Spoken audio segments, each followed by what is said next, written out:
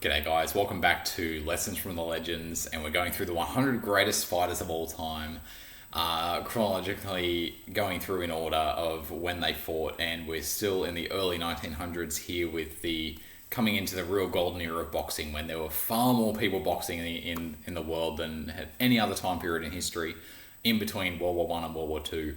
And this one we're bringing to you one of the great light heavyweights and heavyweights of the era in Tommy Gibbons.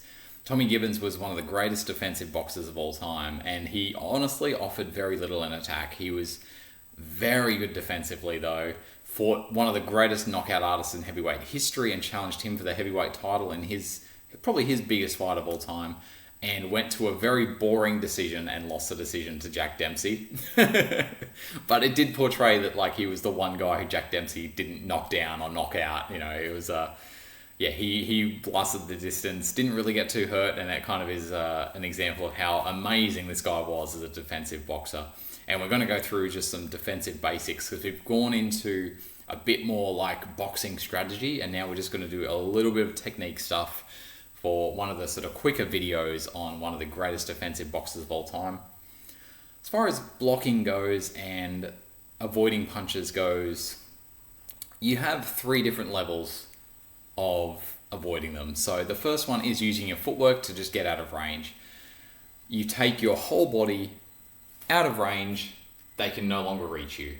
This also goes if you step to the side and they punch that way. Step to the side and punch that way.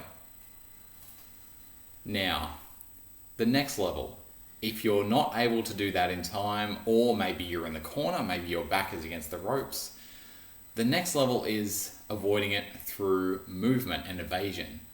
So you can still be planted in one spot and unable to move or move fast enough to get out of the way, but you can still slip. And that essentially means taking this shoulder and putting it across your body. I'm looking at the camera right now, but typically what you want to do, tuck your chin in as well and sort of cover as much as you can your shoulder with your jaw as well.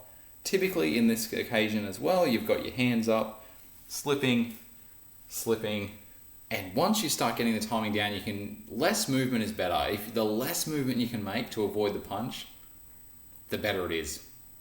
It's the quickest you can then get back to your original stance, get your balance back, and then throw more punches as well. So even with slipping, you can do something as small as that, and that's still going to avoid punches. However, they're more straight punches you're avoiding here.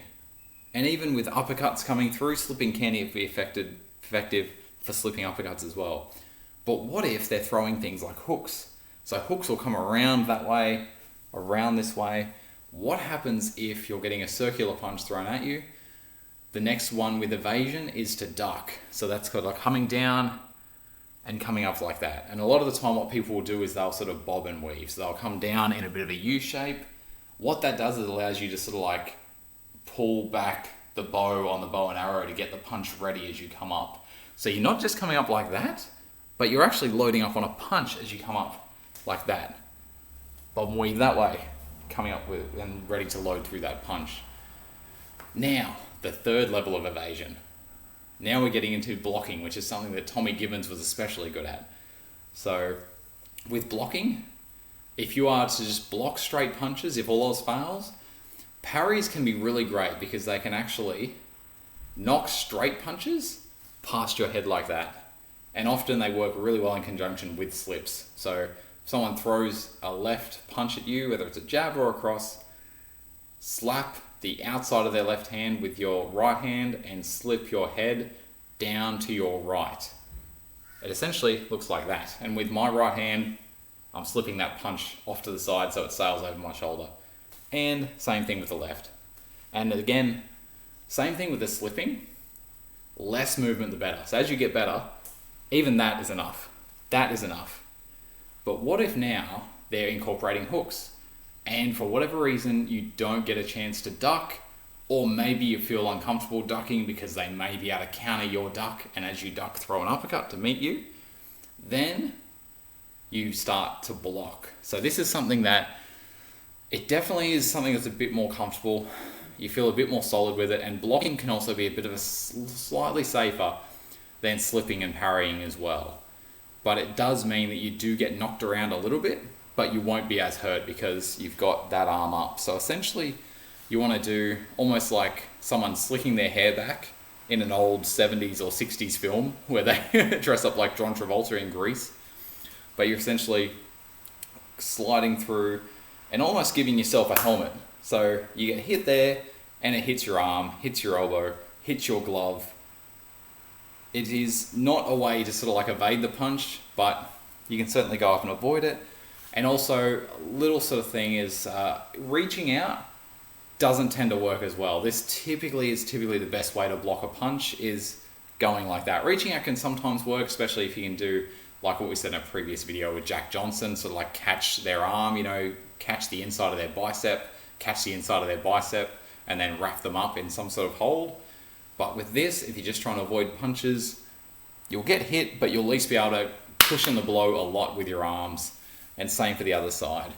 Typically, a little rule of thumb I have, again, same sort of thing. You're always trying to keep your chin down, and always being able to see your opponent is important too. So you just want to make sure you're not sort of covering your vision like that. If you can do like that, even better. I usually just find if I have one eye free, that I can definitely see my opponent. And also, this does work as a bit of a block for straight punches as well. I'm a huge fan of slipping to the outside, parrying, and throwing that simultaneous counter back, whether it is left hook, left straight.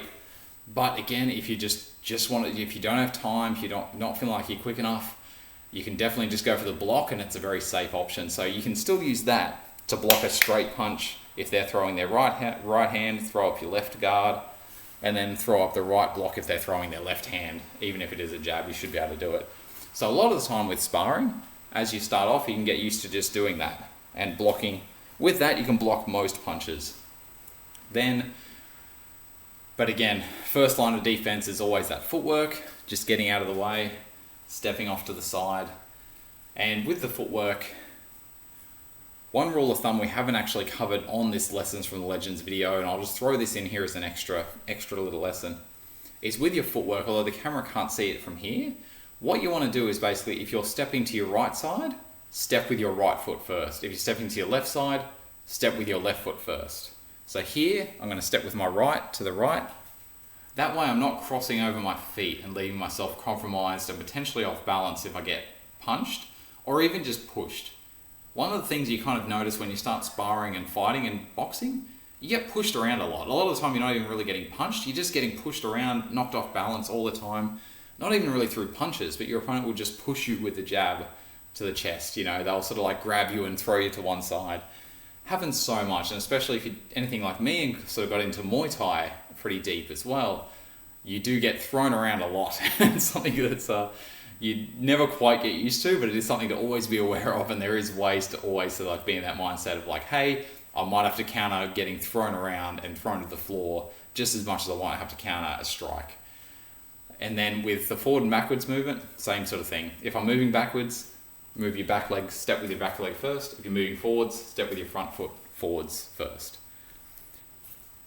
Drilling these sort of things into your game is really, really important, and I'm using one of the greatest defensive boxers of all time to sort of like introduce all these different concepts, but this is all sort of like basic defense, and looking forward to getting into more Lessons from the Legends as we get into some more offensive based boxes coming up in the next videos.